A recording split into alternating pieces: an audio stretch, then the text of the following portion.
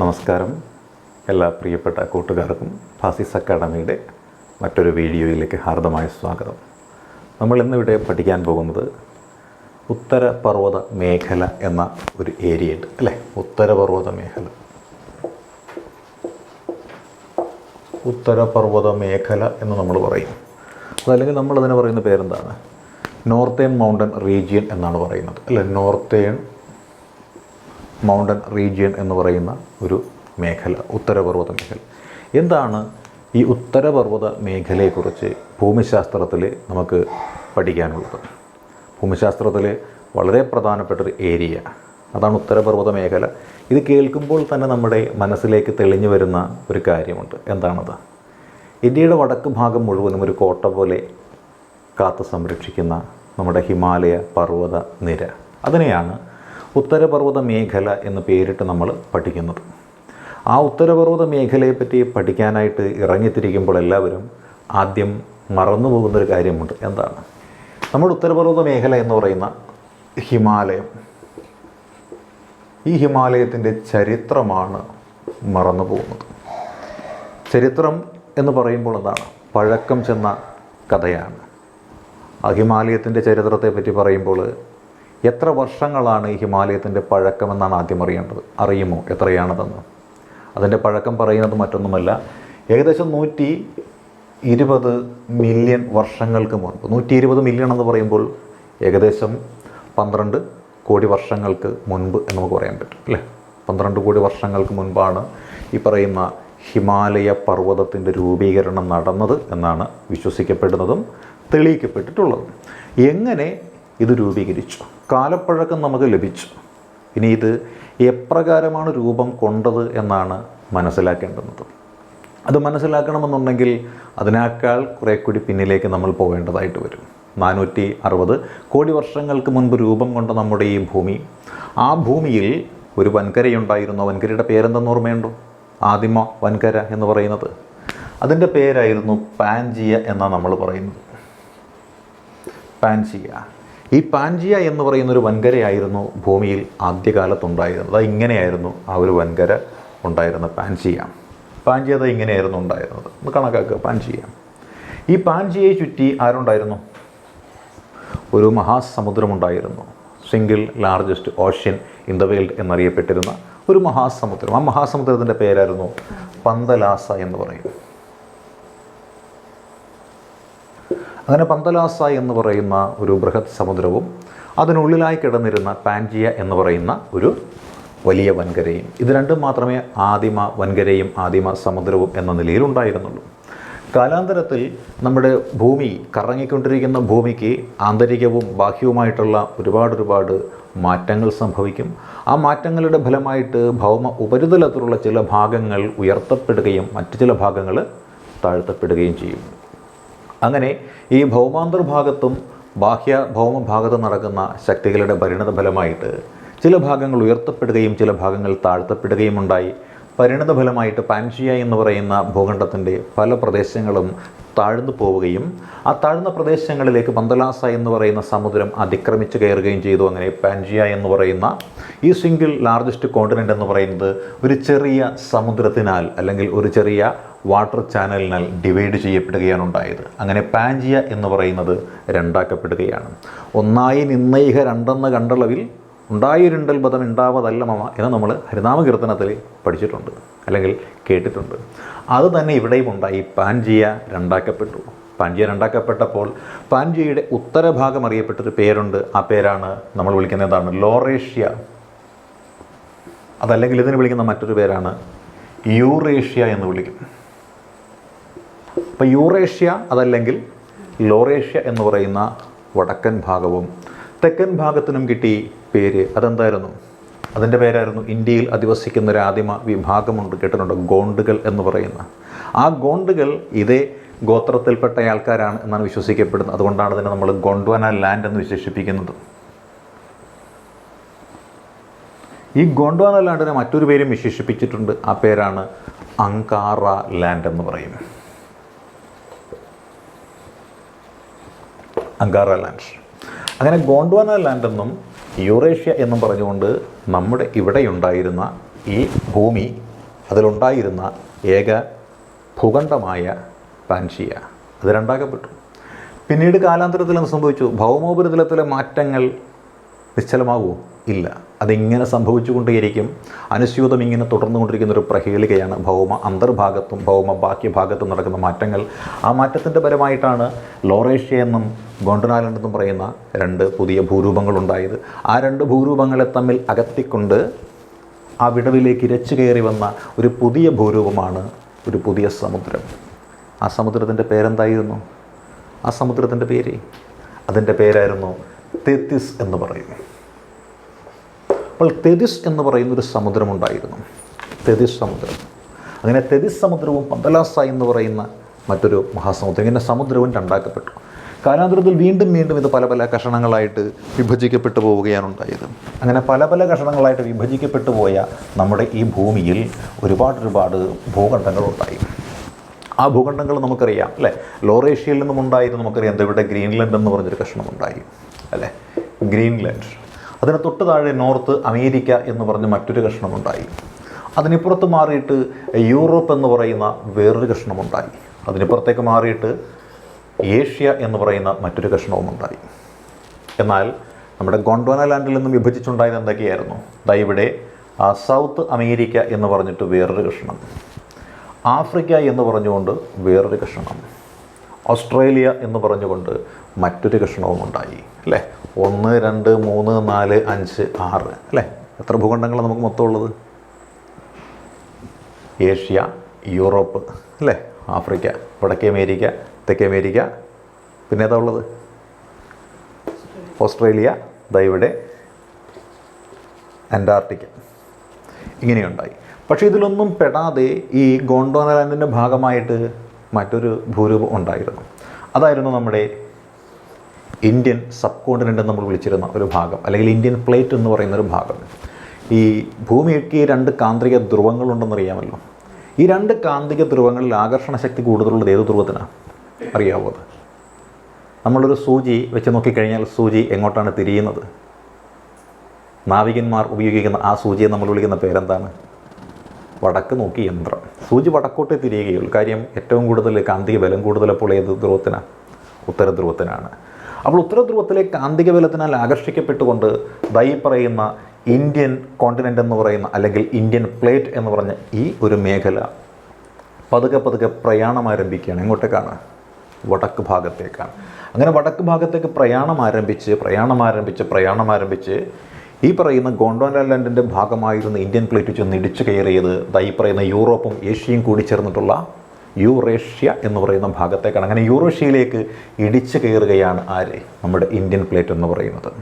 അപ്പോൾ Indian plate യൂറേഷ്യയിലേക്ക് ഇടിച്ചു കയറിയപ്പോൾ അവിടെ ഉണ്ടായ സംഭവം എന്തെന്നറിയാവോ? നമ്മൾ നേരത്തെ പഠിച്ച തെതിസ് എന്ന് പറഞ്ഞ സമുദ്രമുണ്ടല്ലോ, ആ തെതിസ് സമുദ്രം എന്ന് പറയുന്ന ഭാഗം പതുക്കെ ഇടിയുടെ ആഘാതത്തിൽ ഇടി ഉണ്ടാകുമ്പോൾ നമ്മൾ കണ്ടിട്ടുണ്ടല്ലോ, വാഹനങ്ങൾ തമ്മിലുള്ള ഇടി നമ്മൾ കണ്ടിട്ടില്ലേ? കണ്ടിട്ടുണ്ട്. ഇപ്പോൾ ഇതൊരു ബുക്കാണ് അല്ലേ, ഇതൊരു ബുക്കാണ്, ഇതൊരു ബുക്കാണ്. ഇത് രണ്ടും തമ്മിൽ നമ്മളിങ്ങനെ കൂട്ടിച്ചേർന്ന് കഴിഞ്ഞാൽ സംഭവിക്കും, ഒന്നുകിൽ താഴത്തേക്ക് പോകും, അതല്ലെങ്കിൽ എന്ത് ചെയ്യും? നേരെ ഇങ്ങനെ ഉയർന്നു വരും. ഇതേപോലെ 2 ഭൂപ്രദേശങ്ങളായിട്ടുള്ള യൂറേഷ്യയും ഈ പറയുന്ന ഇന്ത്യൻ പ്ലേറ്റും തമ്മിൽ കൂട്ടിയിടിച്ചപ്പോൾ ആ മേഖല പതുക്കെ കൂട്ടിയിടിയുടെ ഭാഗമായിട്ട് താഴ്ന്നു പോകുന്നതിന് പകരമായിട്ട് എന്ത് ചെയ്തു? ഉയർന്നു വന്നു. അങ്ങനെ ഉയർന്നു വന്നത് എങ്ങനെയാണ്? 2 കംപ്രസ് ചെയ്ത് ഇങ്ങനെ പ്രഷർ അങ്ങോട്ട് ചെന്നിട്ട് പ്രസ്സായിട്ടാണ് ഉയർന്നു വരുന്നത്. അങ്ങനെ മടങ്ങി ഉയർന്നു വന്ന ഒരു ഭൂരൂപം. അതിനെ നമ്മൾ വിളിക്കുന്ന പേരെന്താണ്? മടങ്ങി ഉയർന്നു വരുന്ന ഭൂരൂപത്തെ മടക്ക് പർവ്വതം എന്ന് വിളിക്കുന്നു. നമുക്ക് കുടയുണ്ട്. കുട നമ്മൾ ഏറ്റവും സൗകര്യപ്രദമായിട്ട് കൊണ്ടുപോകാൻ ഉപയോഗിക്കുന്നത് എങ്ങനെയുള്ള കുടയാണ്? നീളൻ കുടയാണോ? ഫോൾഡ് അംബ്രലയാണോ? Fold umbrella. അപ്പോൾ മടക്ക് എന്നാണ് ഫോൾഡ്. 3 ഫോൾഡ് 5 ഫോൾഡ് എന്നൊക്കെ പറയുന്ന ഫോൾഡുകളുണ്ട്.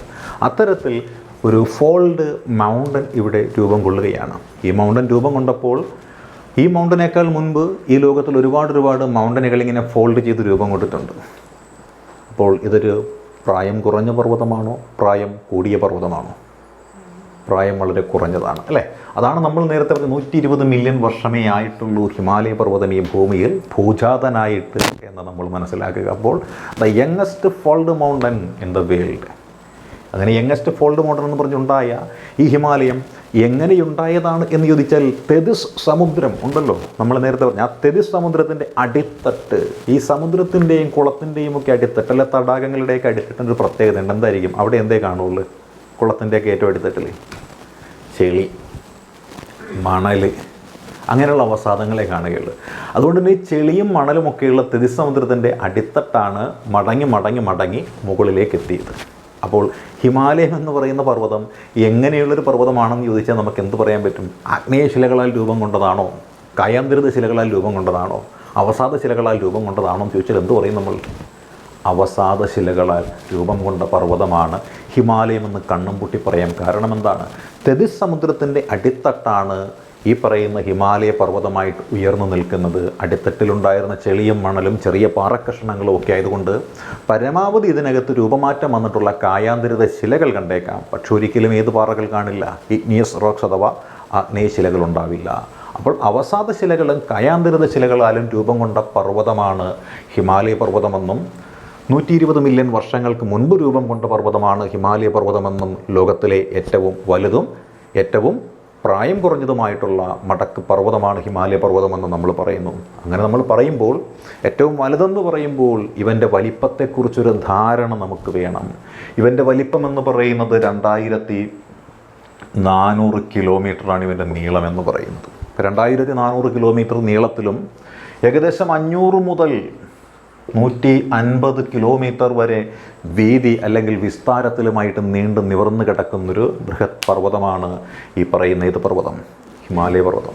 ലോകത്തിലെ ഏറ്റവും ഉയരം കൂടിയ പർവ്വത നിരയെന്ന് നമുക്ക് വിശേഷിപ്പിക്കാൻ പറ്റുന്ന നിരയാണ് ഹിമാലയ പർവ്വതത്തിനെയാണ്. കാരണം ഹിമാലയ പർവ്വതത്തിലാണ് ലോകത്തിലെ ഏറ്റവും ഉയരം കൂടിയ കൊടുമുടിയായിട്ടുള്ള ഏത് സ്ഥിതി ചെയ്യുന്നത്? Mount Everest. ലോകത്തിലെ രണ്ടാമത്തെ ഉയരം കൂടിയ കൊടുമുടിയായിട്ടുള്ള നമുക്കറിയാം ഏതാണത്? മൗണ്ട് K2 എന്ന് വിളിക്കുന്നു. പക്ഷേ K2 ഹിമാലയത്തിലാണ്, ഹിമാലയത്തിൻ്റെ ഭാഗമായിട്ടുള്ളതാണ് അല്ലേ? ട്രാൻസ് ഹിമാലയത്തിലാണ് സ്ഥിതി ചെയ്യുന്നതെന്ന് പറയാൻ പറ്റും. അതേപോലെ നമ്മൾ നോക്കിയാൽ എന്ന് പറയാൻ പറ്റും കാഞ്ചൻജംഗ പോലുള്ള പർവ്വതങ്ങളൊക്കെ നമ്മൾ പറയുന്നില്ലേ? അപ്പോൾ അങ്ങനെയുള്ള പർവ്വതങ്ങളൊക്കെ സ്ഥിതി ചെയ്യുന്നത് ഈ പറയുന്ന ഹിമാലയത്തിൽ ആണ്. ഇതാണ് ഹിമാലയത്തിൻ്റെ ചരിത്രമെന്ന് നമ്മൾ മനസ്സിലാക്കുക അല്ലേ? അപ്പോൾ ഹിമാലയൻ രൂപം കൊണ്ടത് എപ്രകാരമായിരുന്നു, ഏത് രീതിയിലായിരുന്നു എന്നൊക്കെയാണ് നമ്മളിവിടെ പറഞ്ഞത് അല്ലേ? അപ്പം അങ്ങനെ ഹിമാലയത്തിൻ്റെ ആ രൂപം കൊണ്ടതിൻ്റെ അടിസ്ഥാനത്തിൽ നമ്മൾ പറഞ്ഞ ചരിത്രമാണ്. ഇതാണ് ഹിമാലയത്തിൻ്റെ ചരിത്രം എന്ന് പറയുന്നത്. ഈ ഹിമാലയം വന്നിടിച്ചു കയറിയപ്പോൾ ഹിമാലയം എവിടെയാണ് വന്നിടിച്ച് കയറിയത്? യൂറേഷ്യയിലല്ലേ വന്നിടിച്ച് കയറിയത്. അങ്ങനെ വന്നിടിച്ച് കയറിയപ്പോൾ ഇങ്ങനെ യൂറേഷ്യയുടെ ഭാഗമായിട്ട് നമ്മുടെ ഏത് വന്നിടിച്ച് കയറിയാണ്? ഇന്ത്യൻ സബ് കോണ്ടിനെൻ്റ് വന്ന് ഇടിച്ചപ്പോൾ ഈ ഒരു രീതിയിലാണ് ഇത് ഇങ്ങോട്ട് വന്ന് ഇടിച്ച് കയറിയത്. അപ്പോൾ ഇങ്ങനെ ഇടിച്ച് കയറി കഴിഞ്ഞപ്പോൾ എന്താ സംഭവിച്ചത്? ഈ മേഖല മുഴുവനും എന്തായിട്ട് മാറി? ഹിമാലയത്തിൻ്റെ ഉൾഭാഗത്തായിട്ട് മാറി. അപ്പോൾ ഹിമാലയം എന്ന് പറയുന്നത് ഈ മേഖലയിൽ നോർത്തേൺ റീജിയണിൽ ഹിമാലയവും ഈ നോർത്തിലുള്ള ഹിമാലയത്തിൻ്റെ ദക്ഷിണ ഭാഗത്തായിട്ട് വലിയൊരു ഭൂരൂപവും വന്നു. അന്ന് അതിൻ്റെ പേര് ഇന്ത്യൻ പ്ലേറ്റ് അല്ലെങ്കിൽ ഇന്ത്യൻ സബ് കോണ്ടിനെൻ്റ് എന്നായിരുന്നു വിളിച്ചിരുന്നത്. ഇന്ത്യൻ സബ് കോണ്ടിനെൻ്റ് അഥവാ ഇന്ത്യൻ ഉപഭൂഖണ്ഡം എന്നായിരുന്നു വിളിച്ചിരുന്നത്. ഈ ഇന്ത്യൻ ഉപഭൂഖണ്ഡം എന്ന് നമ്മൾ അന്ന് വിളിച്ച ഈ പ്രദേശം ഇന്ന് പക്ഷേ ഒരുപാട് ചെറിയ ചെറിയ രാജ്യങ്ങൾ ചേർന്നിട്ടുള്ളതാണ്. അതേതെല്ലാമാണെന്ന് നമ്മൾ നോക്കിയാൽ നമുക്ക് മനസ്സിലാക്കാൻ പറ്റും അല്ലേ? ഇവിടെ നമ്മൾ നോക്കിയാൽ നമുക്കറിയാൻ പറ്റും. ഇങ്ങനെ ഇത് ഇന്ത്യയുടെ ഒരു ചെറിയ ഭാഗം വരുന്നു അല്ലേ? ഇവിടെ നിന്ന് ഇങ്ങോട്ട് ചെന്ന് കഴിഞ്ഞാൽ എന്ത് വരും?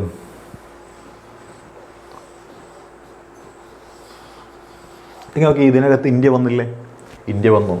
ഇവിടെ ഏത് വന്നു? ബംഗ്ലാദേശ് വന്നില്ലേ? ബംഗ്ലാദേശ് വന്നു അല്ലേ? പിന്നെ നമ്മളിതിവിടെ നോക്കിയാൽ ഏത് വരുന്നു? ഇവിടെ പാകിസ്ഥാൻ വരുന്നു. ഇവിടെ ഏത് വരുന്നു? അഫ്ഗാനിസ്ഥാൻ വരുന്നു അല്ലേ? ഇങ്ങനെ നമ്മൾ നോക്കിയാൽ ഒരുപാട് ഭൂപ്രദേശങ്ങളൊക്കെ ഇവിടെ നമുക്ക് കാണാനായിട്ട് സാധിക്കും. അപ്പോൾ ഈ പറയുന്ന ആ ഇടിയുടെ ആഘാതത്തിൽ രൂപം കൊണ്ട ഒരു വലിയ പ്രദേശത്തെ മുഴുവനായി ചേർത്ത് നമ്മൾ വിളിക്കുന്ന പേരാണ് ഇന്ത്യൻ സബ് കോണ്ടിനെൻ്റ് അല്ലെങ്കിൽ ഇന്ത്യൻ ഉപഭൂഖണ്ഡം എന്ന് വിളിക്കുന്നു. ഇതിൽ അഫ്ഗാനിസ്ഥാനെ പലരും സംശയത്തിൻ്റെ മുൾമുനയിൽ അങ്ങോട്ട് മാറ്റിയിട്ടുണ്ട്. കാര്യം അഫ്ഗാനിസ്ഥാൻ കുറച്ച് ഭാഗം പാകിസ്ഥാനോട് ചേർന്ന് കിടക്കുന്നു, മറ്റ് ചില ഭാഗങ്ങൾ സെൻട്രൽ ഏഷ്യയോട് ചേർന്ന് കിടക്കുന്നത് കൊണ്ട് ഇന്ത്യൻ സബ് കോണ്ടിനെൻ്റ് ഭാഗമായിട്ട് പല ഭൂമിശാസ്ത്രകാരന്മാരും ആരും ഉൾപ്പെടുത്തുന്നില്ല. അഫ്ഗാനിസ്ഥാനെ ഉൾപ്പെടുത്തുന്നില്ല. പകരം പാകിസ്ഥാനെയും ഇന്ത്യയെയും നേപ്പാളിനെയും ഭൂട്ടാനെയും ബംഗ്ലാദേശിനെയും ശ്രീലങ്കയെയും മാലദ്വീപ്സിനെയും ഒക്കെയാണ് ഇന്ത്യൻ സബ് കോണ്ടിനെൻ്റിൻ്റെ ഭാഗമായിട്ട് ഉൾപ്പെടുത്തിയിരിക്കുന്നത്. അപ്പോൾ ഇങ്ങനെയുള്ള ഈ ഹിമാലയ പർവ്വതം, ഇതാണ് ഹിമാലയ പർവ്വതത്തിൻ്റെ ചരിത്രം അല്ലെങ്കിൽ ഉത്തരപർവ്വത മേഖലയുടെ ചരിത്രം എന്ന് പറയുന്നത്. ഈ നദികൾ, നമ്മുടെ നദികളല്ല, ഈ പർവ്വതം എന്ന് പറയുന്ന ഹിമാലയം എന്ത് ചെയ്യുന്നു? ഒരുപാട് നദികളെ നമ്മുടെ രാജ്യത്തെ നട്ട് നനച്ച് പരിപാലിക്കാൻ വേണ്ടിയിട്ട് അവിടുന്ന് ഒഴുക്കി വിടുന്നുണ്ട്. അതായത് ജലം വിതരണം ചെയ്യുന്ന ഒരു ജലസേചനത്തിനുള്ള ഉപാധി എന്ന് വേണമെങ്കിൽ നമുക്ക് ആര് വിശേഷിപ്പിക്കാം? നമ്മുടെ ഹിമാലയത്തെ വിശേഷിപ്പിക്കാം അല്ലെ. മഞ്ഞുരുകുന്ന ജലമുണ്ട്, മഴവെള്ളപ്പാച്ചിലൂടെ വരുന്ന ജലമുണ്ട്.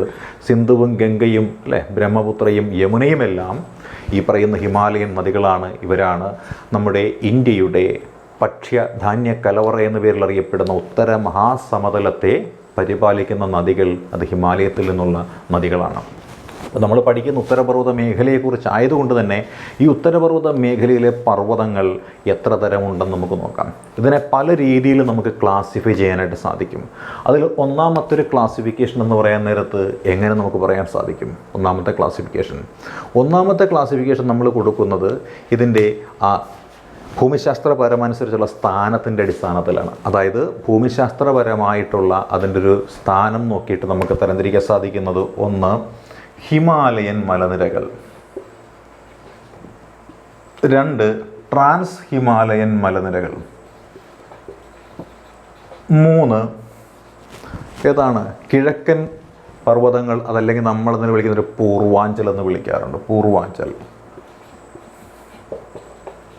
പൂർവാഞ്ചൽ അഥവാ ഈസ്റ്റേൺ ഹിൽ എന്ന് പേരിട്ടുകൊണ്ട് വിളിക്കാറുണ്ട്. അപ്പോൾ ഹിമാലയൻ, ട്രാൻസ് ഹിമാലയൻ, പൂർവാഞ്ചൽ, ഇങ്ങനെ പല പല പേരുകളിൽ നമ്മൾ ഇതിനെ വിശേഷിപ്പിക്കാറുണ്ട്. അതാണ് ഒന്നാമത്തെ ക്ലാസിഫിക്കേഷൻ എന്ന് പറയുന്നത്.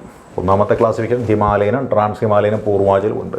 ഇതെവിടെയാണ് കിടക്കുന്നത് എന്ന് നമുക്കൊന്ന് നോക്കണം അല്ലേ. ഇത് കിടക്കുന്നൊരു കിടപ്പ് അല്ലെങ്കിൽ ഇതിൻ്റെ ലൊക്കേഷൻ എവിടെയാണ് എന്ന് നോക്കിയാൽ നമുക്ക് മനസ്സിലാക്കാനായിട്ട് സാധിക്കുന്നൊരു രൂപം നമുക്കൊന്ന് വരച്ച് നോക്കാം.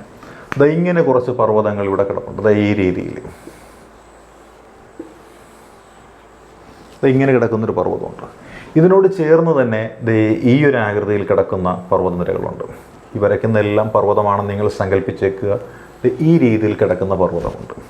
ഇതുകൂടാതെ ഇവിടെ വന്നിട്ട് ഈ രീതിയിൽ ഇങ്ങനെ കിടക്കുന്ന പർവ്വതമുണ്ട്. അപ്പോൾ നോക്കിയാൽ നമുക്ക് മനസ്സിലാക്കാൻ സാധിക്കും. ഈ ഒരു ബെൻഡ് അല്ലെങ്കിൽ ഈ ഒരു ഗ്യാപ്പ് ഇവിടെയുണ്ട്. ഇവിടെ ഗ്യാപ്പില്ലെങ്കിലും ഇത് വന്നത് ഇങ്ങനെ തിരിഞ്ഞു പോരുന്നുണ്ട്. അപ്പോൾ ഈ ഒരു മേഖല എന്ന് പറയാൻ നേരത്ത് ഇതിനെയാണ് നമ്മൾ എന്ത് വിളിക്കുന്നത്? ട്രാൻസ് ഹിമാലയം എന്ന് വിളിക്കുന്നത് ഇതിനെയാണ്. ഹിമാലയത്തിൽ ഏകദേശം നമ്മുടെ ഒരു ഭൂപടത്തിൻ്റെ രൂപമൊക്കെ നമ്മൾ വരച്ച് കഴിഞ്ഞാൽ നമുക്കിത് ഇങ്ങനെ, അതായത് നമ്മുടെ ഇന്ത്യയുടെ തല ഇങ്ങനെ വരച്ച് കഴിഞ്ഞാൽ ഏകദേശം അല്ലേ, ഇന്ത്യയുടെ തല നമ്മൾ വരച്ച് കഴിഞ്ഞാൽ നമുക്ക് കാണാൻ പറ്റുന്ന ഏതാണ്? ഇങ്ങനെയാണ് അല്ലേ. ഇവിടെ നമ്മളിങ്ങനെ ഇന്ത്യയുടെ തല ഇങ്ങോട്ട് വരച്ച് കഴിഞ്ഞാൽ ഇന്ത്യയുടെ തല നമ്മുടെ ഏതാണ്? ഹിമാലയം എന്നുള്ളത് കാശ്മീരിൻ്റെ ഉള്ളിലായിട്ട് കാണപ്പെടുന്ന ഒരു മേഖല. കാശ്മീരിൽ നിന്നും ഇങ്ങനെ വടക്കോട്ടേക്ക് നീങ്ങി പോകുന്ന ഒരു മേഖല. ഇതിനെയാണ് നമ്മൾ ട്രാൻസ് ഹിമാലയം എന്ന് പേരിട്ട് വിളിക്കുന്നത്. അപ്പോൾ ട്രാൻസ് ഹിമാലയം എന്ന് വെച്ചാൽ ഇതാണ്. ഇത് കഴിഞ്ഞ് നമ്മൾ നോക്കിയാൽ എന്തായിരിക്കാം? ഇവിടെ ഈ ഹിമാചൽ പ്രദേശ് മുതൽ ഇങ്ങേറ്റത്ത് അരുണാചൽ പ്രദേശുണ്ട്. ഹിമാചൽ പ്രദേശ് മുതൽ അരുണാചൽ പ്രദേശ് വരെ നീണ്ടു നിവർന്ന് കിടക്കുന്നൊരു മേഖലയുണ്ട്. ഇങ്ങനെ നേപ്പാളിൻ്റെ ഉള്ളിലൂടെ, ഭൂട്ടാൻ്റെ ഉള്ളിലൂടെ, ഇന്ത്യയുടെ ഉള്ളിലൂടെ വന്നിട്ട് അരുണാചൽ പ്രദേശ് വരെ നീണ്ടു കിടക്കുന്നൊരു മേഖലയുണ്ട്. ഇതിനെയാണ് നമ്മൾ ഹിമാലയൻ റേഞ്ചസ് എന്ന് വിളിക്കുന്ന നമ്മുടെ ഹിമാലയ പർവ്വത നിരകൾ. ഇതിലാണ് ഹിമാദ്രിയും ഹിമാചലും സിവാലിക്കും എല്ലാം ഉൾപ്പെടുന്നതെന്ന് അറിയിക്കാം. ഇനി മൂന്നാമത്തെ മേഖലയാണ്. മൂന്നാമത്തെ മേഖല വെച്ചാൽ ഒരു സിൻടാക്സിക്കൽ ബെൻഡ്, അതായത് നമ്മുടെ കൈ നമ്മളത് ഇങ്ങനെ വളച്ചു തൂക്കിയിടുന്നത് പോലെ ഈ ഹിമാലയ പർവ്വതം താഴേക്ക് വളഞ്ഞിറങ്ങുന്നുണ്ട്. അങ്ങനെ വളഞ്ഞിറങ്ങുന്ന ഈ മേഖല അതിനെയാണ് നമ്മൾ എന്ത് വിളിക്കുന്നത്? പൂർവാഞ്ചൽ എന്ന് പേരിട്ട് നമ്മൾ വിളിക്കുന്നത് ഇതിനെയാണ്, പൂർവാഞ്ചൽ. അപ്പോൾ പൂർവാഞ്ചൽ എന്നറിയപ്പെടുന്നത് ഈ ഒരു ഭാഗമാണ്. അപ്പോൾ ഹിമാലയത്തിൻ്റെ ആ ഒരു ജിയോഗ്രാഫിക്കൽ ലൊക്കേഷൻ അനുസരിച്ച് നമ്മൾ താരതമ്യം ചെയ്യുമ്പോൾ അല്ലെങ്കിൽ ഡിവൈഡ് ചെയ്യുമ്പോൾ അതിനെ മൂന്നാക്കിയാണ് നമുക്ക് ഡിവൈഡ് ചെയ്യാൻ പറ്റുന്നത്. ഒന്നാമത്തേത് ട്രാൻസ് ഹിമാലയൻ റേഞ്ചസ്, രണ്ടാമത്തേത് ഹിമാലയൻ റേഞ്ചസ്, മൂന്നാമത്തേത് പൂർവാഞ്ചൽ എന്ന് പറയുന്നതാണ്. ഇതാണ് ഇതിൻ്റെ ഒരു ലൊക്കേഷനായിട്ട് നമ്മൾ പറയുന്നത്. ഇവിടെ നമ്മൾ നോക്കിയാൽ കാറക്കോറം, ലഡാക്ക്, സസ്കർ ഇങ്ങനെയുള്ള പർവ്വതങ്ങൾ ഇവിടെയുണ്ട്. ചുവട്ടിലായിട്ട് ഇവിടെ എന്തുണ്ട്? പീർ പഞ്ചൽ എന്ന് പറയുന്ന മറ്റൊരു പർവ്വത നിരയുണ്ട്. അപ്പം അങ്ങനെയുള്ള പർവ്വത നിരകൾ കിടക്കുന്നത് ജമ്മു കാശ്മീരിലാണ് എന്ന് ഓർത്തേക്കുക. രണ്ടാമത് എന്താണ്? ഹിമാചൽ പ്രദേശ് തൊട്ട് അരുണാചൽ പ്രദേശ് വരെ HP to AP എന്ന് നമ്മൾ പറയും. ഹിമാചൽ പ്രദേശ് തൊട്ട് അരുണാചൽ പ്രദേശ് വരെയുള്ള ഒരു ഏരിയയാണ്. ഈ ഏരിയയിലായിട്ട് കിടക്കുന്ന പർവ്വതമാണ് ഹിമാലയൻ റേഞ്ചസ്. ഇതിലാണ് ഹിമാദ്രിയും ഹിമാചലും സിവാലിക്കും എല്ലാം ഉൾപ്പെടുന്നത്. ഇനിയുള്ളത് ഏതാണ്? ഈ അരുണാചൽ പ്രദേശ് തൊട്ട് മിസോറാം വരെ ഇങ്ങനെ നീണ്ടു കിടക്കുന്ന നേരെ ഏത് ഡയറക്ഷനിൽ? നോർത്തിൽ നിന്ന് സൗത്തിലേക്ക് കിടക്കുന്ന ഡയറക്ഷനിലുള്ള ഒരു മേഖലയുണ്ട്. ഇതിനെയാണ് നമ്മളെന്ത് വിശേഷിപ്പിക്കുന്നത്? പൂർവാഞ്ചൽ എന്ന് വിശേഷിപ്പിക്കുന്നത്. ഇതാണ് ഒന്നാമത്തെ ക്ലാസിഫിക്കേഷൻ എന്ന് പറയുന്നത്. ഏത്? ലൊക്കേഷൻ വൈസിലുള്ള ഒന്നാമത്തെ ക്ലാസിഫിക്കേഷൻ ഇതാണ് ഹിമാലയത്തിൻ്റെ. ഇനി രണ്ടാമത്തെ ക്ലാസിഫിക്കേഷൻ എന്താണെന്ന് നമുക്ക് നോക്കാം. അല്ല, രണ്ടാമത്തെ ക്ലാസിഫിക്കേഷൻ എന്ന് പറയാൻ നേരത്ത് ഇത് നമ്മൾ പറയുന്ന നദികളുടെ അടിസ്ഥാനത്തിലാണ്. ഏതൊക്കെ നദികൾക്കിടയിലാണ് ഹിമാലയം കിടക്കുന്നത് എന്നാണ് നമ്മൾ പറയുന്നത്. അപ്പം നദികളുടെ ഇടയിൽ കിടക്കുന്ന ഹിമാലയം, ആ നദികളുടെ ഇടയിൽ കിടക്കുന്ന ഹിമാലയത്തെ ക്ലാസിഫൈ ചെയ്തത് ആരാണ്? അത് ഒരു വലിയൊരു ഭൗമശാസ്ത്രകാരനാണ്. അദ്ദേഹത്തിൻ്റെ പേരാണ് സർ സിഡ്നി ബെറാർഡ് എന്ന് പറയും കേട്ടോ. Sir Sidney ബെറാർഡ്.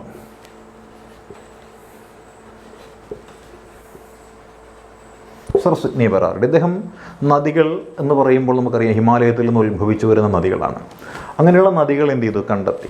ഒന്നാമത്തെ നദി അദ്ദേഹം കണ്ടെത്തിയത് ഏതാണ്? ഇൻഡസ് എന്ന് പറയുന്ന നദിയാണ്. ഇൻഡസിൻ്റെയും സത്ലജിൻ്റെയും ഇടയിൽ വരുന്ന ഒരു ഭാഗം. അതേപോലെ സത്ലജിൻ്റെയും റിവർ കാളിയുടെയും ഇടയിൽ വരുന്നൊരു ഭാഗം.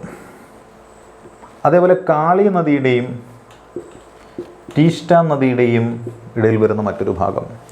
ടീസ്റ്റയുടെയും ബ്രഹ്മപുത്രയുടെയും ഇടയിൽ വരുന്നൊരു ഭാഗം. അങ്ങനെ സിഡ്നി ബെറാർഡ് ഹിമാലയത്തെ തരംതിരിച്ചത് 4 രീതിയിലാണ്. 4-fold ക്ലാസിഫിക്കേഷൻ ഓഫ് ഹിമാലയാസ് എന്നാണ് സർ സിഡ്നി ബെറാർഡിൻ്റെ ക്ലാസിഫിക്കേഷനെ പറ്റി നമുക്ക് മനസ്സിലാക്കാൻ സാധിക്കുന്നത്. ഇതിൽ അദ്ദേഹം പറഞ്ഞത് ഇപ്രകാരമാണ്. അതായത് ഈ പറയുന്ന ഇൻഡസിൻ്റെയും സത്ലജിൻ്റെയും ഇടയിലുള്ള ഭാഗം, നമുക്കറിയാം ഇൻഡസ് എന്നുള്ള നദി ഇങ്ങനെയാണ് പോകുന്നത് എന്നുണ്ടെങ്കിൽ, അല്ലേ, സത്ലജ് എന്ന് പറയുന്നത് ഇങ്ങനെയാണ് വരുന്നത് എന്നുണ്ടെങ്കിൽ, ഇത്രയും ഭാഗത്ത് കാണപ്പെടുന്ന ഒരു ഹിമാലയമുണ്ട്. ഈ ഹിമാലയത്തിനെയാണ് എന്ത് വിളിക്കുന്നത്? ഈ ഹിമാലയത്തെ എന്ത് വിളിച്ചത്? ഈ ഹിമാലയത്തെ എന്ത് വിളിച്ചു? ഇതിനെയാണ് പഞ്ചാബ് ഹിമാലയ എന്ന് വിളിച്ചത്, അല്ലെ? പഞ്ചാബ് ഹിമാലയ.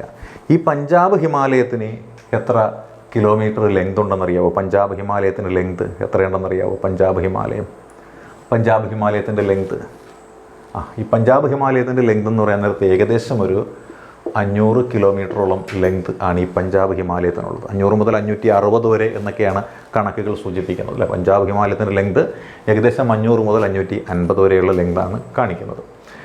ഈ പഞ്ചാബ് ഹിമാലയത്തിൻ്റെ പ്രത്യേകത എന്തെന്ന് ചോദിച്ചാൽ, ഇവിടെയാണ് കാറക്കോറം, ലഡാക്ക്, സസ്കർ മുതലായ പർവ്വതനിരകൾ കാണപ്പെടുന്നത്.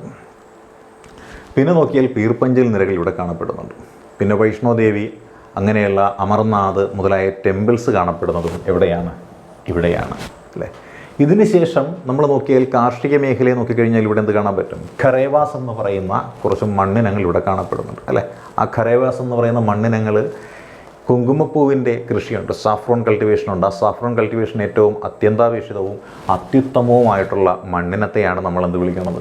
ഖരേവാസ് എന്ന് പേരിട്ടുകൊണ്ട് വിശേഷിപ്പിക്കുന്നത്. ഹിമാനികൾ ഒഴുകി വരുമ്പോൾ അത് വഹിച്ചു കൊണ്ടുവരുന്ന അവസാദങ്ങളുണ്ട്. ആ അവസാദങ്ങളാണ് ഖരേവാസ് എന്ന പേരിൽ അറിയപ്പെടുന്നത്. പറയുന്ന പഞ്ചാബ് ഹിമാലയത്തിൻ്റെ സ്ഥാനം നമ്മൾ പറഞ്ഞു സിന്ധുവിൻ്റെയും സത്ലജിൻ്റെയും ഇടയിലായിട്ടാണെന്ന് പറഞ്ഞു. ഇതിന് ശേഷം വരുന്ന ഹിമാലയം ഏതാണ്? സത്ലജിൻ്റെയും ഇവിടെ ഒരു കാളി എന്ന് പറയുന്ന മറ്റൊരു നദിയുണ്ട്, കാളി നദി, അല്ലെ? കാളി നദിയുണ്ട്.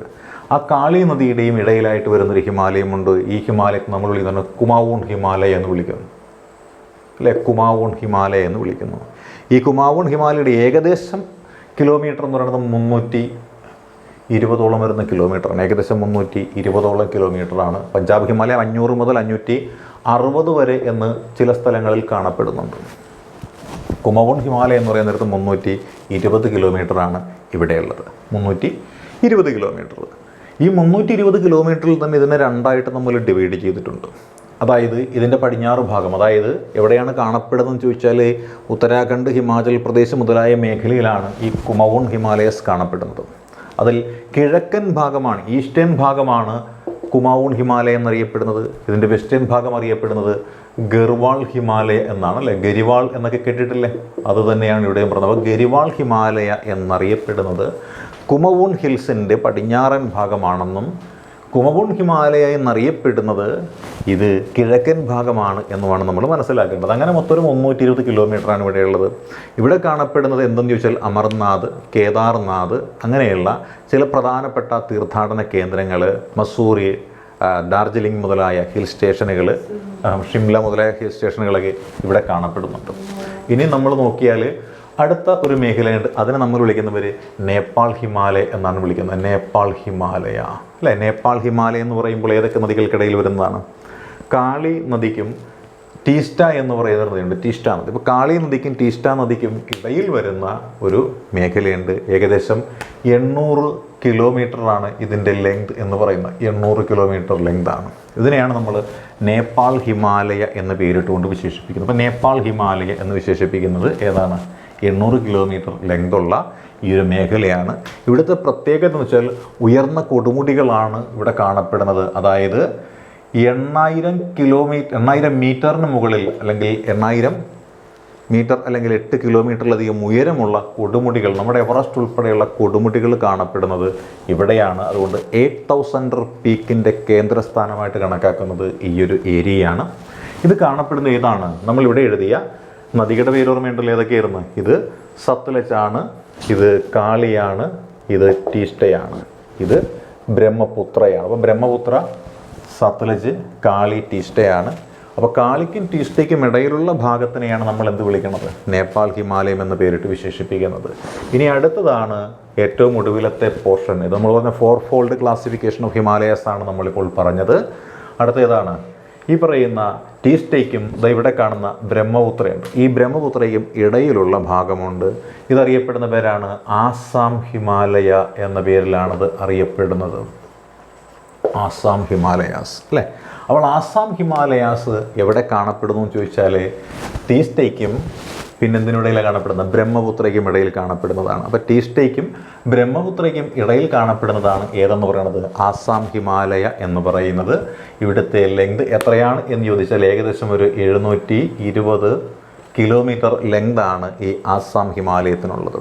ഇവിടുത്തെ പ്രത്യേകത എന്തെന്ന് ചോദിച്ചാൽ തേയില കൃഷി എന്ന് പറയുന്നതാണ് ഇവിടുത്തെ പ്രത്യേകത. ടീ കൾട്ടിവേഷൻ എന്ന് പറയുന്നതാണ് ഇവിടെയുള്ള പ്രത്യേകത എന്ന് നമുക്ക് മനസ്സിലാക്കാനായിട്ട് സാധിക്കുന്നതാണ്. അപ്പോൾ ഇതാണ് ഹിമാലയത്തെക്കുറിച്ച് 3 രീതിയിലുള്ള ക്ലാസിഫിക്കേഷനിൽ നമ്മൾ പഠിക്കുന്ന രണ്ടാമത്തെ തരത്തിലുള്ള ക്ലാസിഫിക്കേഷൻ എന്ന് പറയുന്നത് ഇതാണ്. ഒന്നാമത് നമ്മൾ പറഞ്ഞ ട്രാൻസ് ഹിമാലയം, ഹിമാലയൻ റേഞ്ചസ്, പൂർവാഞ്ചൽ എന്ന് പറയുന്നതിന് നമ്മൾ ഒന്നാമത്തെ ക്ലാസിഫിക്കേഷനിൽ പഠിച്ചെങ്കിൽ രണ്ടാമത്തെ ക്ലാസിഫിക്കേഷൻ പറഞ്ഞ സർ സിഡ്നി ബറാർഡിൻ്റെ ക്ലാസിഫിക്കേഷനാണ്. അത് നദികളുടെ ഇടയിൽ ഉള്ള ആ ഒരു കാര്യങ്ങളെ അടിസ്ഥാനപ്പെടുത്തിയിട്ടുള്ള ക്ലാസിഫിക്കേഷനാണ്.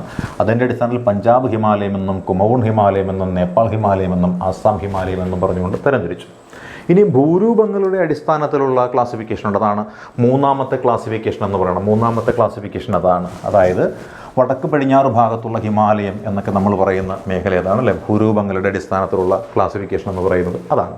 ആ ഭൂരൂപങ്ങളുടെ അടിസ്ഥാനത്തിലുള്ള ക്ലാസിഫിക്കേഷൻ എന്ന് പറയുമ്പോൾ നമുക്കറിയാം 5 രീതിയിലാണ് ഇതിനെ തരംതിരിച്ച് വെച്ചിരിക്കുന്നത്. 5 രീതിയിൽ അല്ലേ? അതിലൊന്നാമത്തത് ഏതായിരുന്നു? വടക്ക് പടിഞ്ഞാറ് മേഖലയിലുള്ള ഹിമാലയം. നമ്മളിതിനെ വിളിക്കുന്ന പേരെന്താണ്? കാശ്മീർ അല്ലേ? കാശ്മീർ ഹിമാലയം എന്ന് വിളിക്കുന്നു. രണ്ടാമത്തേത് നമ്മൾ വിളിക്കുന്ന പേരെന്തായിരിക്കാം? ഉത്തരാഖണ്ഡ് ഹിമാലയം അല്ലേ? ഉത്തരാഖണ്ഡ് ഹിമാലയം എന്ന് പേരിട്ട് വിളിക്കുന്നു. ഹിമാചൽ ഹിമാലയം എന്ന് വിളിക്കുന്നു, അല്ലെങ്കിൽ ഉത്തരാഖണ്ഡ് ഹിമാലയം എന്ന് നമുക്ക് വിളിക്കാൻ പറ്റും. മൂന്നാമത്തെ ഹിമാലയം നമ്മൾ വിളിക്കുന്ന പേരെന്താണ്? ഡാർജിലിംഗ് അല്ലെങ്കിൽ ഷിംല ഹിമാലയം എന്ന് പേരിട്ട് വിളിക്കുന്നു. ഡാർജിലിംഗ് അല്ലെങ്കിൽ സിക്കിം ഹിമാലയം എന്ന് പേരിട്ടാണ് നമ്മൾ ഇതിന് വിളിക്കുന്നത്. നാലാമത്തിന് വിളിക്കുന്ന പേര് അരുണാചൽ ഹിമാലയം എന്ന് പേരിട്ടാണ് വിളിക്കുന്നത്. അഞ്ചാമത്തെ നമ്മൾ കുന്നുകൾ അല്ലേ? അഞ്ചാമത്തെ കുന്നുകൾ എന്ന് പേരിട്ടാണ് അഞ്ചാമത്തേന് വിളിക്കുന്നത്. അതായത് കിഴക്കൻ കുന്നുകൾ എന്ന് പറയുന്ന മേഖലയാണ് ഇത്. ഇതാണ് ഹിമാലയത്തിൻ്റെ മൂന്നാമത്തെ ക്ലാസിഫിക്കേഷൻ എന്ന് പറയുന്നത്. അപ്പോൾ ആദ്യം നമ്മൾ പറഞ്ഞത് ലൊക്കേഷൻ്റെ അടിസ്ഥാനത്തിൽ പറഞ്ഞു, രണ്ടാമത് നമ്മൾ നദികളുടെ അടിസ്ഥാനത്തിൽ പറഞ്ഞു, മൂന്നാമത് നമ്മൾ പഠിക്കുന്നത് ഭൂരൂപങ്ങളുടെ അടിസ്ഥാനത്തിലാണ്. അതായത് ഈ പറയുന്ന 5 മേഖലകളിൽ വ്യത്യസ്തമായിട്ടുള്ള 5 ഭൂരൂപങ്ങളും ആണ് അവിടെ കാണപ്പെടുന്നത്. അപ്പോൾ നമ്മൾ നോക്കിയാൽ കാശ്മീർ ഹിമാലയം നമ്മൾ നോക്കിയാൽ എന്താ കാണപ്പെടുക? നമ്മൾ പഞ്ചാബ് ഹിമാലയത്തിൽ പഠിച്ച അതേ രീതിയിലുള്ള കാര്യങ്ങളാണ് ഇവിടെയും കാണപ്പെടുന്നത്. അതായത് പ്രധാനപ്പെട്ട മലനിരകൾ ഏതാണ്? കാറക്കോറം, ലഡാക്ക്, സസ്ഗർ അല്ലേ? കാറക്കോറമുണ്ട്, ലഡാക്കുണ്ട്, സസ്ഗറുണ്ട്, പീർപ്പഞ്ചലുണ്ട്. അങ്ങനെയുള്ള മലനിരകൾ ഇവിടെയുണ്ട്. അപ്പം മലനിരകൾ ഉണ്ടെങ്കിൽ അവിടെ സ്വാഭാവികമായിട്ടും എന്തുണ്ടാവും? ജലവും ഉണ്ടാകും. ആ ജലമെന്ന് പറയുമ്പോൾ ശുദ്ധമായ ജലവും കാണും, അശുദ്ധമായ ജലവും കാണും. ശുദ്ധജലത്തെ നമ്മൾ ശുദ്ധജല തടാകമെന്ന് വിളിക്കും. അതിനുദാഹരണമായിട്ട് നമുക്ക് പറയാൻ പറ്റുന്നത് ധാൽ തടാകമുണ്ട്, ഉളാർ തടാകമുണ്ട്. ലവണം ഉണ്ടെങ്കിൽ അത് അശുദ്ധമാണ് എന്ന് പറയുന്നു. അങ്ങനെ ലവണജല തടാകങ്ങളായിട്ടുള്ള ഏതൊക്കെയുണ്ട്? പാങ്കോങ് സോയുണ്ട്, സോ മൊറീറി ഉണ്ട്. അപ്പോൾ പാങ്കോങ് സോയും സോ മൊറീറി മുതലായിട്ടുള്ള ലവണജല തടാകങ്ങൾ നമുക്കിവിടെ കാണാൻ സാധിക്കും. മാത്രമല്ല ഇവിടെയാണ് ഹിമാനികൾ കാണപ്പെടുന്നത്, അല്ലേ? സിയാച്ചിൻ ഗ്ലേസിയറൊക്കെ കാണപ്പെടുന്നത് ഇവിടെയാണ്. അപ്പോൾ ഇത്തരത്തിലുള്ള സിയാച്ചിൻ ഗ്ലേസിയറുകളൊക്കെ ഉരഞ്ഞ് നീങ്ങി വരുമ്പോൾ സ്വാഭാവികമായിട്ടും അവ അവസാദങ്ങൾ കൊണ്ടുവരും. അത്തരത്തിലുള്ള അവസാദങ്ങളെയാണ് നമ്മൾ എന്ത് വിശേഷിപ്പിക്കുന്നത്? കാശ്മീർ ഹിമാലയത്തിലെ അവസാദങ്ങളെയാണ് നമ്മൾ ഖറേവാസ് എന്ന് പേരിട്ട് വിശേഷിപ്പിക്കുന്നത്. അപ്പോൾ അങ്ങനെയുള്ള ഖറേവ എന്ന് പറയുന്ന അവസാദങ്ങൾ ഈ പറയുന്ന കാശ്മീർ മേഖലയിൽ കാണപ്പെടുന്നുണ്ട്. നമ്മൾ നേരത്തെ പഠിച്ച ആ 4 ഫോൾഡ് ക്ലാസിഫിക്കേഷൻ്റെ ഭാഗമായിട്ടുള്ള കാര്യങ്ങളാണ് ഇവിടെ ഉള്ളത്, അല്ലേ? ഇനി നമുക്ക് നോക്കിയാൽ ഈ ഹിമാചൽ അഥവാ ഉത്തരാഖണ്ഡ് ഹിമാലയത്തിൽ നമുക്കൊന്ന് നോക്കാം, അല്ല? ഉത്തരാഖണ്ഡ് ഹിമാലയം എന്ന് പറയുമ്പോൾ, ഹിമാചൽ ഹിമാലയം എന്ന് പറയുമ്പോൾ അവിടെയും നമ്മൾ നേരത്തെ കുമൗൺ ഹിമാലയത്തിൻ്റെ ഫീച്ചേഴ്സ് തന്നെയാണ് നമുക്കവിടെ കാണാനായിട്ട് സാധിക്കുന്നത്, അല്ലേ? അവിടെ എന്തൊക്കെ കാണാനായിട്ട് സാധിക്കുന്നുണ്ട്? നമുക്ക് പ്രത്യേകമായിട്ട് എന്തെങ്കിലും എടുത്ത് പറയേണ്ട കാര്യങ്ങളുണ്ടോ? ഉണ്ടോ എന്ന് നോക്കിയാലുണ്ട്, അല്ലേ? സുഖവാസ കേന്ദ്രങ്ങളാണ് ഇവിടെയുള്ളത്, അല്ലേ? സുഖവാസ കേന്ദ്രങ്ങളാണ് ഇവിടെയുള്ളത്. നമുക്കറിയാം അൽമോറ, അല്ലേ? അൽമോറയുണ്ട്, മസൂറിയുണ്ട്, നൈനിറ്റാലുണ്ട്, അങ്ങനെയുള്ള സിംല മുതലായ സുഖവാസ കേന്ദ്രങ്ങൾ ഈ പറയുന്ന, അല്ലേ, ഇവിടെയുണ്ട്. ഹിമാചൽ ഉത്തരാഖണ്ഡിലുണ്ട്. അപ്പോൾ സുഖവാസ കേന്ദ്രങ്ങൾക്കും ചില ഡ്യൂണുകളൊക്കെ നമുക്കിവിടെ കാണാനായിട്ട് സാധിക്കും, അല്ലേ? അത്തരത്തിലുള്ള ഡ്യൂണുകൾക്കും ഇതിനൊക്കെ പ്രസിദ്ധമാണ് ഇതെന്ന് പറയുന്നത്. ഹിമാചൽ ഉത്തരാഖണ്ഡ് എന്ന് പറയുന്നത് നദികൾ നമുക്കിവിടെ കാണാൻ സാധിക്കും. നദികളും എല്ലാം ഇവിടെയുണ്ട്. എല്ലാ ഹിമാലയത്തിലും നദികളുണ്ട്, അല്ലേ? ഇനി അടുത്ത മൂന്നാമത്തെ നോക്കിയാൽ ഡാർജിലിംഗ് അഥവാ സിക്കിം ഹിമാലയസ് എന്നാണ് വിളിക്കുന്നത്, അല്ലെ? പേരിൽ തന്നെ ഉണ്ടെന്നാണ്. ഡാർജിലിംഗ് ടീ എന്ന് കേട്ടിട്ടില്ലേ? തേയില ഇവിടെയുണ്ട്, അല്ലേ? അപ്പോൾ ഡാർജിലിംഗ് എന്ന് പറയുന്ന സുഖവാസ കേന്ദ്രങ്ങൾ, പ്രധാനപ്പെട്ട തേയില കൃഷിയുടെ കേന്ദ്രങ്ങൾ കാണപ്പെടുന്ന മേഖല ഇവിടെയാണ്. പിന്നെ നമ്മൾ നോക്കിയാൽ അരുണാചൽ ഹിമാലയം, അല്ല? അരുണാചൽ എന്ന് പറയാൻ നേരം നമുക്കറിയാം ഗിരിവർഗ്ഗങ്ങളും ഗോത്രവർഗ്ഗങ്ങളും ഒക്കെ ധാരാളമായിട്ട് കാണപ്പെടുന്നൊരു മേഖലയാണിത്. മിൻപ, മോൽപ എന്നൊക്കെയുള്ള ഗോത്രവർഗ്ഗങ്ങളൊക്കെ ഈ അരുണാചൽ മേഖലയിൽ കാണപ്പെടുന്നുണ്ട്, അല്ലേ? കൊടുമുടികൾ ഇവിടെ കാണപ്പെടുന്നുണ്ട്, അല്ലേ? പിന്നെ നമ്മൾ നോക്കിയാൽ നമുക്ക് പറയാൻ പറ്റുന്ന എന്തായിരിക്കാം? ഒരു വാലി ഓഫ് ഫ്ലവേഴ്സ് എന്ന പേരിൽ അറിയപ്പെടുന്നത് ഏത് മേഖലയാണെന്നറിയാം? വാലി ഓഫ് ഫ്ലവേഴ്സ് എന്ന് പറയുന്നത് ഏതായിരുന്നു? Valley of flowers Himachal Uttarakhand മേഖലയിലുള്ള ആ ഒരു താഴ്വരയാണ് വാലി ഓഫ് ഫ്ലവേഴ്സ് എന്ന പേരിൽ അറിയപ്പെടുന്നത് എന്ന് നമുക്ക് മനസ്സിലാക്കാൻ സാധിക്കുന്നതാണ്. പിന്നെ നമ്മൾ നോക്കിയാൽ ഈ കുന്നുകളും കിഴക്കൻ മേഖലയുണ്ട്. ഇവിടെ എന്ന് വെച്ചാൽ ജൂമിങ് എന്ന് പറയുന്ന ഒരു കൃഷിയുണ്ട്. ജൂം കൾട്ടിവേഷൻ എന്ന് പറയുന്ന ഒരു കൃഷിയാണ് നമുക്കിവിടെ കാണാൻ സാധിക്കുന്നത്. അപ്പോൾ ജൂം കൾട്ടിവേഷൻ എന്ന് പറയുന്ന ഒരു കൃഷിയുണ്ട്. ആ കൃഷി ആണ് ഈ കുന്നുകളും അല്ലെങ്കിൽ കിഴക്കൻ മേഖലയുമായി ബന്ധപ്പെട്ടുകൊണ്ട് നമ്മൾ നോക്കുമ്പോൾ മനസ്സിലാക്കാൻ സാധിക്കുന്നത്. ഈ മേഖലയിൽ കുന്നുകളുടെയൊക്കെ ശരാശരി ഉയരം എന്ന് പറയുന്നത് വളരെ വളരെ കുറവാണ്. ഹിമാലയത്തിൻ്റെ ഏറ്റവും ഉയരം കുറഞ്ഞ മേഖല എന്ന് പറയുന്നതും ഈ മേഖലയാണ്. നമ്മളിപ്പോൾ മനസ്സിലാക്കിയത്, അല്ലേ, ഏതായിരുന്നു? ഹിമാലയത്തിൻ്റെ, അല്ലേ, ഇവിടെ കാണപ്പെടുന്നത് ഏതൊക്കെ? ലോക്തക് എന്ന് പറയുന്നൊരു തടാകമുണ്ട്. ലോക്തക് തടാകം ഇവിടുത്തെ ഒരു സവിശേഷതയാണ്. ഇവിടുത്തെ പ്രധാനപ്പെട്ട തടാകമാണ് ലോക്തക് തടാകം. അതേപോലെ നമ്മൾ പറഞ്ഞ ജൂമിങ് എന്ന് പറയുന്നൊരു കൃഷിയും ഇവിടുത്തെ പ്രധാനപ്പെട്ട സവിശേഷതയായിട്ട് നമുക്ക് മനസ്സിലാക്കാനായിട്ട് സാധിക്കുന്നതാണ്. ഇനിയിപ്പോൾ നമ്മൾ നോക്കിയ കാര്യങ്ങൾ എടുത്തു കഴിഞ്ഞാൽ എന്ത് പറയാൻ പറ്റും നമുക്ക്? നമ്മൾ ഹിമാലയത്തെ പറ്റിയാണ് പഠിച്ചത്. ഹിമാലയത്തിൻ്റെ എന്താണ് പഠിച്ചത്? ഹിമാലയത്തിൻ്റെ വിവിധ പ്രാദേശികമായിട്ടുള്ള അല്ലെങ്കിൽ അതിൻ്റെ ഭൂരൂപങ്ങളുടെ അടിസ്ഥാനത്തിലുള്ള, നദികളുടെ അടിസ്ഥാനത്തിലുള്ള, അതുമല്ലെങ്കിൽ പിന്നെ എന്തിൻ്റെ അടിസ്ഥാനത്തിലുള്ളതാണ്? ഈ പറയുന്ന ലൊക്കേഷൻ്റെ അടിസ്ഥാനത്തിലുള്ള രൂപങ്ങളെ പറ്റിയാണ് പഠിച്ചത്. സാധാരണഗതിയിൽ ഹിമാലയത്തെ പറ്റി നമ്മൾ നോക്കുമ്പോൾ അതിൻ്റെ ചരിത്രം പഠിക്കാറില്ല, അതിൻ്റെ ലൊക്കേഷൻ്റെ അടിസ്ഥാനത്തിലുള്ളതിൻ്റെ ക്ലാസിഫിക്കേഷൻ പഠിക്കാറില്ല. സാധാരണഗതിയിൽ പറഞ്ഞ് നിർത്തിപ്പോവുകയാണ് പതിവ്. അപ്പോൾ നമ്മളിന്ന് ഡീറ്റെയിലായിട്ട് തന്നെയാണ് പഠിച്ചിരിക്കുന്നത്. ഹിമാലയത്തിൻ്റെ ഫസ്റ്റ് ക്ലാസ്സാണിത്, അല്ലെങ്കിൽ ഉത്തരപർവ്വത മേഖലയെ സംബന്ധിച്ചുള്ള ആദ്യത്തെ ക്ലാസ്സാണ് നമ്മൾ ഇപ്പോൾ കഴിഞ്ഞിരിക്കുന്നത്. ഇനിയാണ് ഇതിൽ ഡീറ്റെയിൽഡായിട്ട് നമുക്ക് പഠിക്കുവാനുള്ള ട്രാൻസ് ഹിമാലയത്തെക്കുറിച്ചും പൂർവാഞ്ചലിനെക്കുറിച്ചും ഹിമാദ്രി, ഹിമാചൽ, സിവാലിക് എന്നിവയെക്കുറിച്ചൊക്കെയുള്ള സവിശേഷതകളൊക്കെ അടങ്ങുന്ന ക്ലാസ്സുകൾ. അപ്പോൾ ഈ ഫസ്റ്റ് ക്ലാസ്സിനെ കുറിച്ചുള്ള നിങ്ങളുടെ കമൻറ്റ് കേട്ടതിന് ശേഷം മാത്രമേ രണ്ടാമത്തെ ക്ലാസ് ഞങ്ങൾ അപ്ലോഡ് ചെയ്യുന്നുള്ളൂ. കാരണം നിങ്ങളുടെ ഒപ്പീനിയൻ എന്തെന്ന് മനസ്സിലാക്കിക്കൊണ്ട് മാത്രമാണ് അടുത്ത ക്ലാസ് ചെയ്യാൻ ഉദ്ദേശിക്കുന്നത്. അപ്പോൾ ഈ ഒരു ക്ലാസ് നിങ്ങൾക്ക് മനസ്സിലാക്കാൻ സാധിക്കുമെന്ന് വിശ്വസിക്കുന്നു. ക്ലാസ് മോശമായാലും നല്ലതായാലും നിങ്ങളുടെ വിലയേറിയ അഭിപ്രായങ്ങൾ മാത്രമാണ് ഞങ്ങൾക്ക് വേണ്ടതെന്ന് അറിയിച്ചുകൊണ്ട് നിർത്തുന്നു. All the best.